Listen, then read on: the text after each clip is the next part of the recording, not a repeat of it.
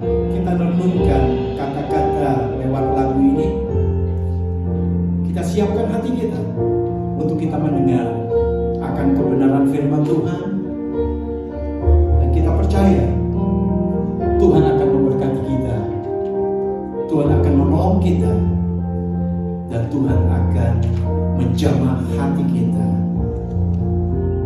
Dengar kata-kata lagu ini. Apa arti hidupku Tuhan, jikalau tanpa kasih-Mu? Apa arti pelayananku jikalau tanpa kasih-Mu?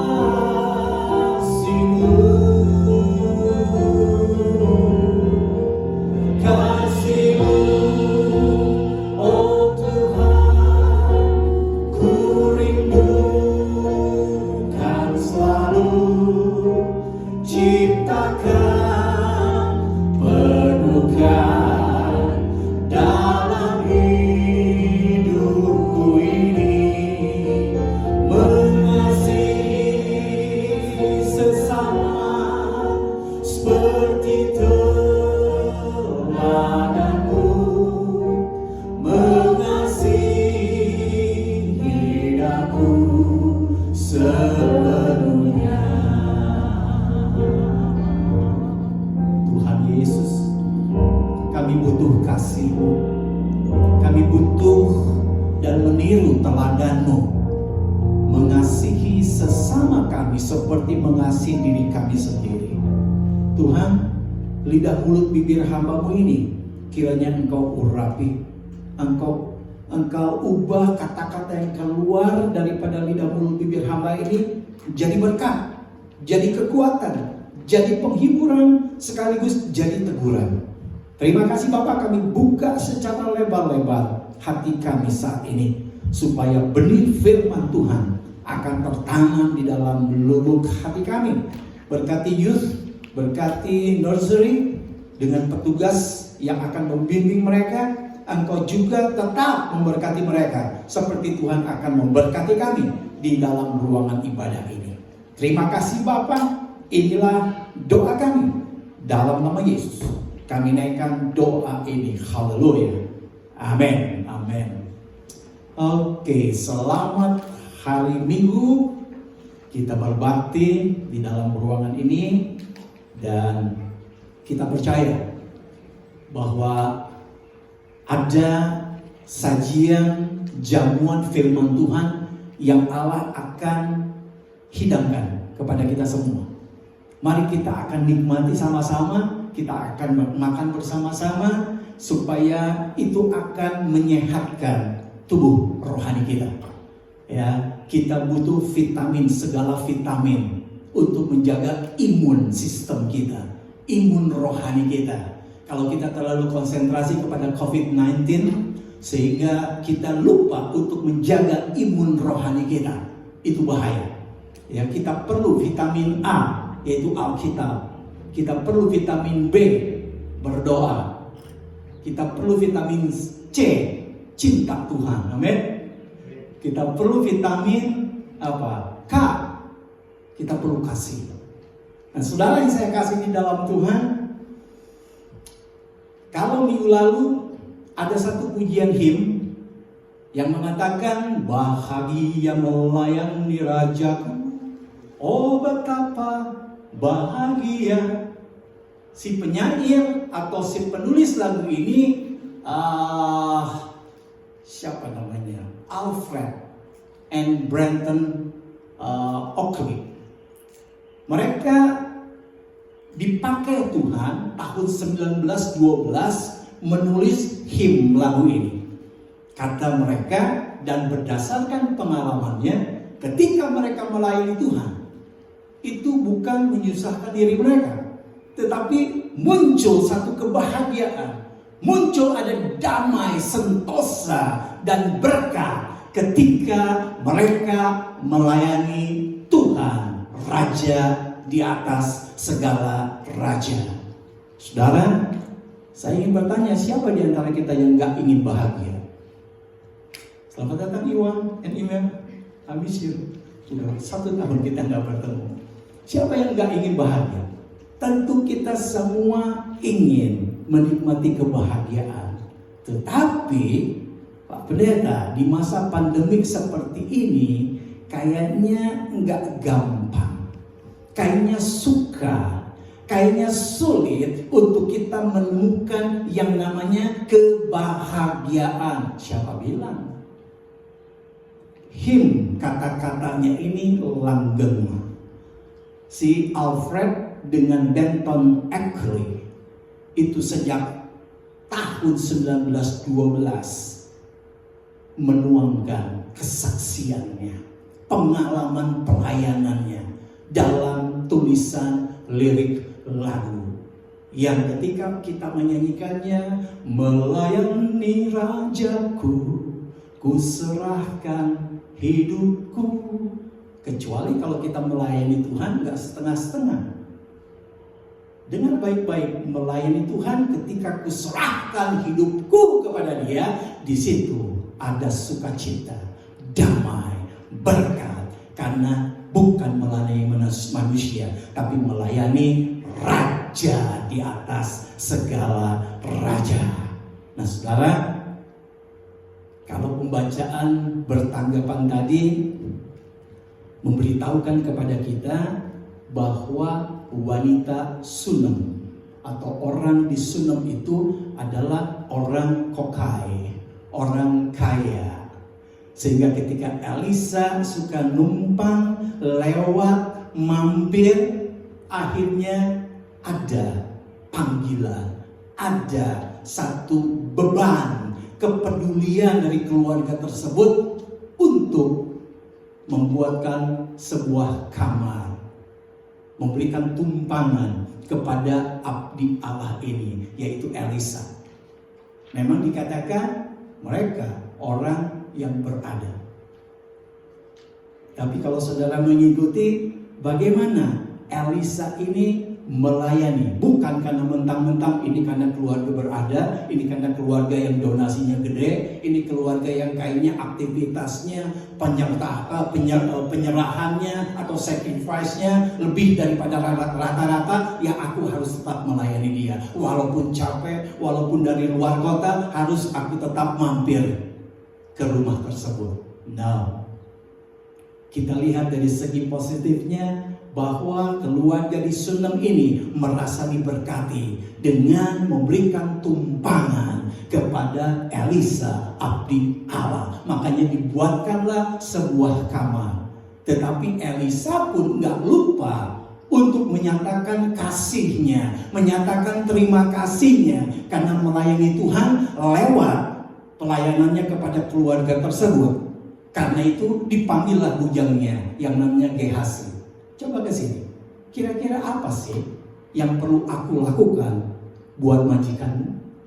Singkat cerita, rupanya majikannya sudah lama menantikan seorang buah hati. Dan sebagai abdi Allah, dia minta kepada Tuhan, kepada raja yang dia layani, kalau boleh, Tuhan dengar doa hambamu. Dan akhirnya nubuatan keluar dari lidah mulut abdi Allah ini. Sesuai dengan waktu yang seperti sekarang ini juga, engkau akan menggendong seorang bayi laki-laki. No way, please, abdi Allah, jangan, karena suamiku sudah tua, dan semua alasan dari dia keluarkan. Tetapi apa yang disampaikan oleh abdi Allah itu tahun berikutnya terjadi. Saudara yang saya kasih di dalam Tuhan,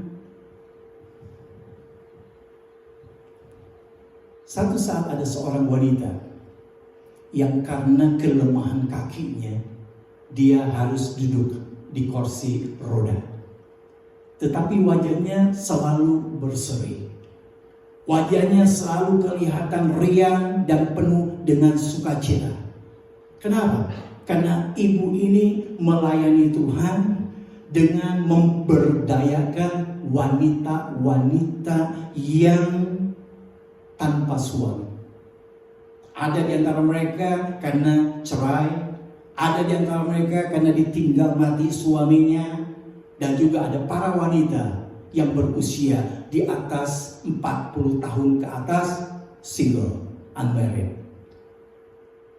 Dan wanita yang ikut bergabung, yang mulanya terpuruk kehidupannya, ya, karena pengalaman, karena berkat bimbingan dari ibu yang setia melayani. Akhirnya apa, saudara? Akhirnya para janda ini, para wanita tersebut mempunyai pekerjaan, at least punya usaha kecil.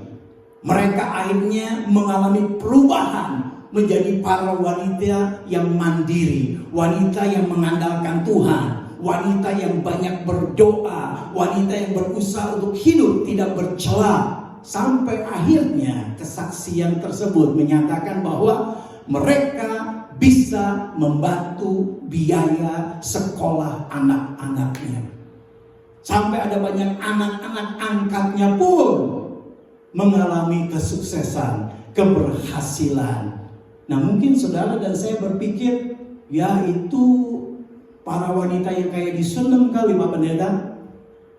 Janda kokai, janda kaya, janda yang berada. Karena nggak mungkin kalau nggak berada, nggak mungkin mereka bisa membiayai sekolah anak-anak para janda tersebut. Saudara, pelayanan bukan hanya dimonopoli oleh orang-orang yang berada. Ada kesaksian yang berikutnya. Ada seorang wanita melayani Tuhan, lalu dia tinggal di gang yang sempit dengan ukuran rumah yang sangat kecil. Tetapi dia tugasnya, panggilannya, talentanya menerjemahkan buku-buku rohani. Lalu dia katakan honorarium yang akan diberikan kepadanya hasil dari terjemahannya langsung salurkan kepada orang-orang atau para hamba Tuhan yang ada di desa-desa. Wanita ini bukan karena kelebihan, tapi ada kepedulian, ada panggilan, ada sukacita, ada berkat, ada kedamaian ketika dia melayani Tuhan sesuai dengan talentanya, dan ia berbahagia. Mungkin saudara berpikir, oh, kalau dia punya edukasi yang tinggi, dia punya ilmu yang banyak, wajarlah Pak Pendeta, dia bisa melayani itu. Tapi kembali, pelayanan tidak hanya dimonopoli oleh orang berada saja. Pelayanan tidak hanya dimonopoli oleh orang-orang yang edukasinya tinggi saja.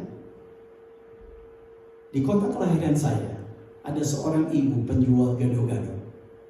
Tetapi dia selalu bersaksi kepada para pelanggannya bagaimana Tuhan itu baik. Bagaimana Tuhan memberikan kesehatan, rezeki kepadanya.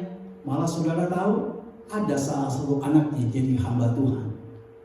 Bahkan lewat pelayanannya Tuhan pakai secara luar biasa. Tidak tergantung harus banyak harta bisa melayani Tuhan. Tidak tergantung harus ada banyak titel dan ilmu bisa sukses dalam pelayanan. Tukang gado-gado pun tetap bisa melayani Tuhan. Jadi siapapun saudara dan saya berani katakan kita bisa berbahagia jika saudara mau menggunakan apa yang Tuhan berikan, percayakan kepada kita, hartamu, waktumu, kesempatan dan talenta yang Tuhan kasih buat kita untuk kita gunakan untuk melayani dan menunjukkan kebaikan kita kepada orang-orang lain. Apa yang Tuhan katakan kepada Kain? kakaknya Habil. Apa yang Tuhan katakan kepada Kain? Mengapa hatimu panas? Mengapa mukamu muram? Apakah mukamu tidak berseri-seri jika engkau berbuat baik? Tuhan katakan kepada Kain. Karena Tuhan melihat mukanya muram. Makanya dia katakan, kenapa sih Kain mukamu muram? Apakah tidak bisa mukamu berseri-seri? Engkau bisa kalau engkau melakukan kebaikan, tapi engkau tidak. Saudara yang saya kasih di dalam Tuhan, saya berharap 1 minggu setelah lewat pelantikan para pengurus REC, ini menjadi tolak ukur, menjadi start point buat REC family untuk kita move forward melayani Tuhan dengan penuh sukacita dibanding dengan tahun-tahun sebelumnya. Saya selaku gembala REC ini ingin mengajak teman-teman semua, ini khotbah bukan hanya khusus buat komite, buat pengurus, untuk kita semua sebagai pelayan Tuhan. Karena melayani Tuhan bukan hanya di gereja toh, di tempat di mana engkau bekerja, di mana engkau tinggal, ya, di mana engkau bertemu dengan orang. Di situ kesempatan untuk kita menunjukkan kebaikan kita, karena kita diberkati dan Tuhan berbuat baik lebih dulu kepada kita. Oleh sebab itu, REC family, mari kita akan melihat dan berusaha melihat bayang-bayang di depan REC Church. Bisakah kita membayangkan apa yang akan kita lihat, apa yang kita akan alami ketika kita semua pribadi lepas pribadi lewat departemen demi departemen yang sudah terbentuk, masing-masing move forward with a new spirit, melakukan sesuatu terobosan, lebih bersukacita, lebih mengalami kedamaian, menerima dan mengalami berkat karena kita melayani Raja di atas segala raja. Dear all she, wow. Saya ingatnya tuh, wow, ini apa ya? Women of wisdom. Ya, betul. Para wanita yang penuh dengan kebijaksanaan. Wow. Lalu saya mikir lagi, saya belum ngomong ke ketua frontline. Kita juga bisa buat sesuatu frontline boy. Apa boy? Be proud of yourself. Banggalah jadi suami istri kita. Harus merasa bangga kita bisa dipakai oleh Tuhan untuk mencukupi kebutuhan keluarga kita. Be proud of yourself. Nggak usah jelas dengan keberhasilan tetangga kita. Bangga dengan diri kita sendiri. Para imam keluarga, be proud of yourself. Kita bangga punya istri yang penuh dengan hikmah, sesuai dengan wow. Nah, sekarang kenapa saya brought up? Karena saya dengar-dengar dan juga ada beberapa yang juga saya terima, yaitu Departemen She itu mencoba atau mulai melakukan, menunjukkan kepeduliannya, menolong para hamba Tuhan yang ada di desa-desa. Kalau saudara pernah mendengar Gunung Sinabung di Sumatera yang hacip terus, dan ya mungkin para wanita sudah dengar ceritanya. Nah, saya tarik dalam hal ini sudah mulai, dan wait and see, nanti frontline juga akan berusaha untuk menunjukkan sesuatu yang Tuhan ingin kita lakukan, yaitu melayani Tuhan, mengambil kepedulian, tentu dengan sukacita, dengan damai, dengan berkat. Nah, seandainya dua bidang pelayanan ini udah mulai gerak, bergeraknya maju, jangan mundur, bergeraknya move forward, apa yang bisa dilihat oleh next generasi kita, oleh anak-anak di sebelah. Kalau mereka memperhatikan gerak-gerik pelayanan she and front line sudah mulai melambung tinggi, sudah mulai bergerak sesuai dengan apa yang Tuhan ingin kita lakukan. Tuhan peduli pada kita. Bukankah waktu kita menyanyi Allah mengerti, Allah peduli, sampai kita meremelek. Karena kita membayangkan kalau Tuhan gak peduli sama kita, kita udah keok. Kalau Tuhan gak ngerti siapa kita, kita udah terbirit-birit, terlari. Nah, bagaimana kalau kita sudah merasakan kepedulian Tuhan kepada kita, masakan kita tidak terusik kalau kita tahu ada hal yang bisa kita lakukan. Nah, REC Family yang saya kasih, kita sering mendengar akan cerita Alkitab yang terdapat di dalam Lukas pasal 10 ayat 38 sampai 42 tentang Marta dan Maria. Saya bacakan. Ketika Yesus dan murid-muridnya dalam perjalanan, tibalah ia di sebuah kampung. Seorang perempuan yang bernama Marta menerima dia di rumahnya. Perempuan itu mempunyai seorang saudara yang bernama Maria. Maria ini duduk dekat kaki Yesus dan terus mendengarkan perkataan Yesus. Sedang Marta sibuk sekali melayani. Ia mendekati Yesus dan berkata, "Tuhan, tidakkah engkau peduli bahwa saudaraku membiarkan aku melayani seorang diri? Suruhlah dia membantu aku." Tetapi Tuhan menjawab, "Marta, Marta, engkau khawatir dan menyusahkan diri dengan banyak perkara. Tetapi hanya satu saja yang perlu. Maria telah memilih bagian yang terbaik, yang tidak akan diambil daripadanya." Berapa sering saudara mendengar kisah ini? Atau sempat membaca? Hari ini, sebagai bagian di pertengahan khotbah ini, saya ingin mengajak saudara untuk melihat sisi pelayanan yang dipersembahkan oleh Marta. What's wrong with Marta? Apakah dia nggak boleh melayani Tuhan? Ataukah dia nggak boleh sibuk dalam pelayanan sama Tuhan? Tapi kenapa Tuhan menegur Marta? Apa sih masalahnya sehingga Tuhan Yesus menegur Marta, yang ditegur sama Tuhan Yesus? Nah, saudara, jadi sebetulnya apa yang terjadi di dalam hidup pelayanan Marta ini?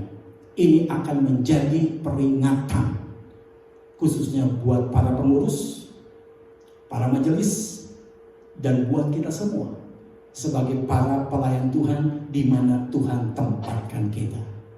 Yang pertama, lewat kisah Marta dan Maria ini, saudara, kita diingatkan supaya kita jangan sampai terlalu sibuk dalam pelayanan. Sound good, Pak Pendeta. Tapi saya ingin jelaskan kepada Bapak Ibu Saudara, Marta sibuknya minta ampun di dalam pelayanannya ini. Tetapi satu hal yang dia keliru, dia tidak tahu apa yang menjadi prioritasnya dalam melayani Tuhan. Ini yang menjadi masalah buat Marta.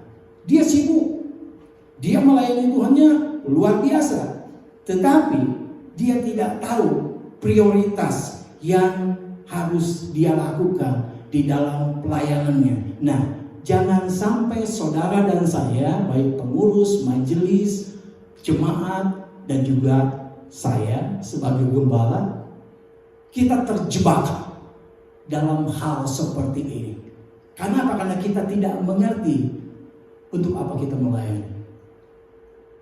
Kita tidak tahu, secara jujur kita seringkali sibuk melayani, tetapi tidak memancarkan kemuliaan Tuhan.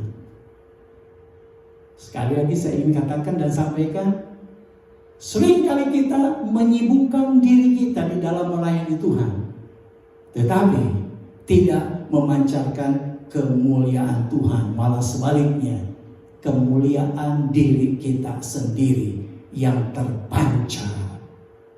Karena apa? Karena kita merasa telah melakukan segala sesuatu atas nama pelayanan. Saya kan melayani, ini kan demi pelayanan. Tetapi bukan kemuliaan Tuhan yang terpancar. Perhatikan, kemuliaan Tuhan terpancar ketika saudara dan saya duduk seperti Maria, mau mengerti isi hati Tuhan. Kemuliaan Tuhan terpancar ketika saudara dan saya bergaul dengan Tuhan setiap hari. Jelas sampai sini?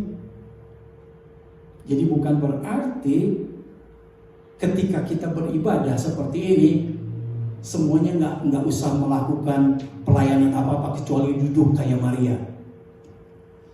Nggak ada yang main musik, nggak ada yang menyiapkan sound system. Bukan itu maksudnya, saudara. Kemuliaan Tuhan terpancar ketika engkau dan saya bergaul, mengerti isi hati Tuhan, duduk di hadiratnya setiap hari. Jangan bosan-bosan kalau saya berkata, ini minggu celebration day.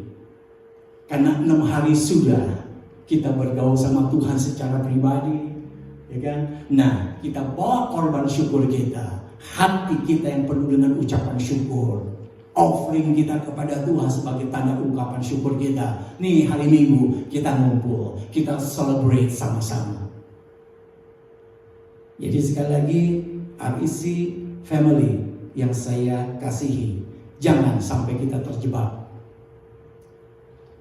sikap seperti Marta, terlalu sibuk melayani tetapi tidak tahu prioritasnya, sibuk melayani tapi tidak tahu apa itu melayani. Yang kedua, coba perhatikan ketika si Marta ini sibuk melayani Tuhan, apa yang dia katakan sama Tuhan? Tuhan, tidakkah engkau peduli? Dalam bahasa sederhananya, coba lihat Tuhan, lihat. Cuma saya sendiri yang sibuk.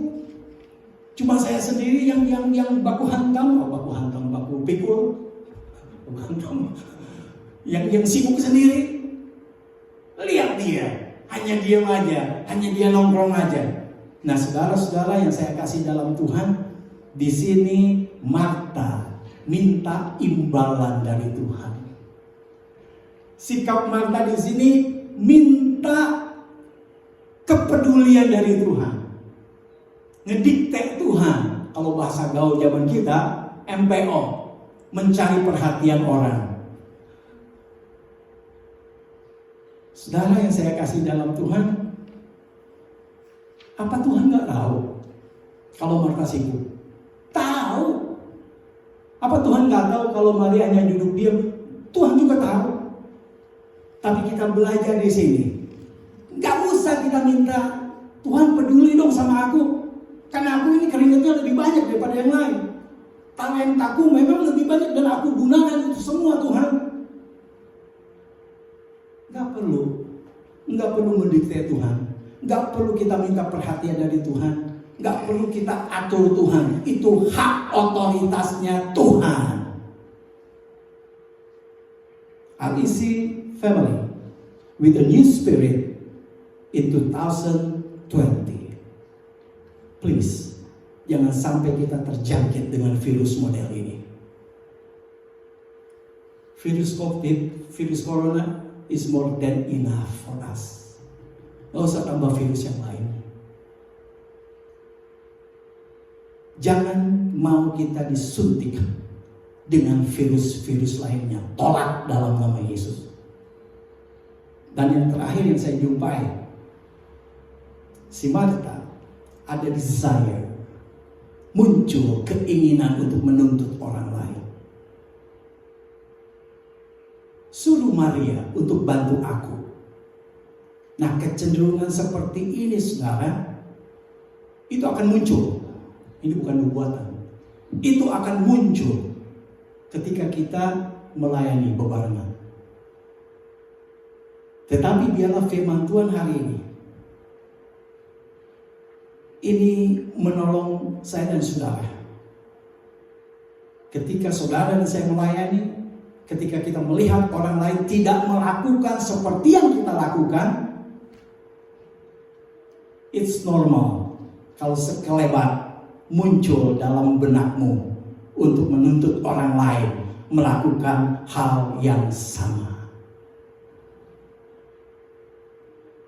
Nah, saudara yang saya kasih dalam Tuhan, Tuhan Yesus akhirnya menegur Marta.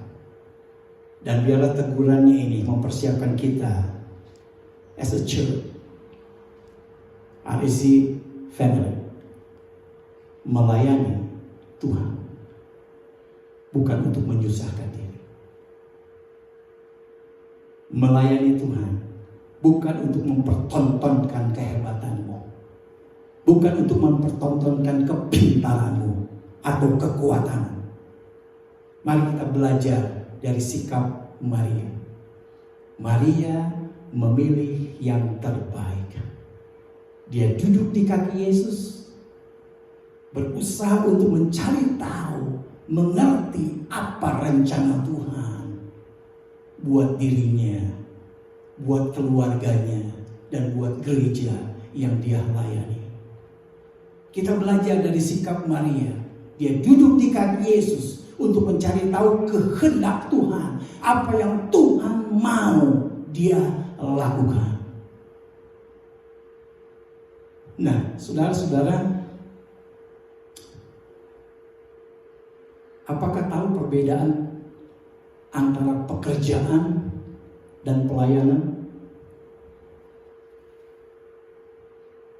Ada perbedaan yang sangat jelas. Makanya kalau kita nyanyi kerja di ladang Tuhan, kedengarannya rohani. Tetapi karena kata bekerja itu, biasanya kita bekerja, kita mengharapkan nafkah, kita mengharapkan upah, kita mengharapkan pamrih.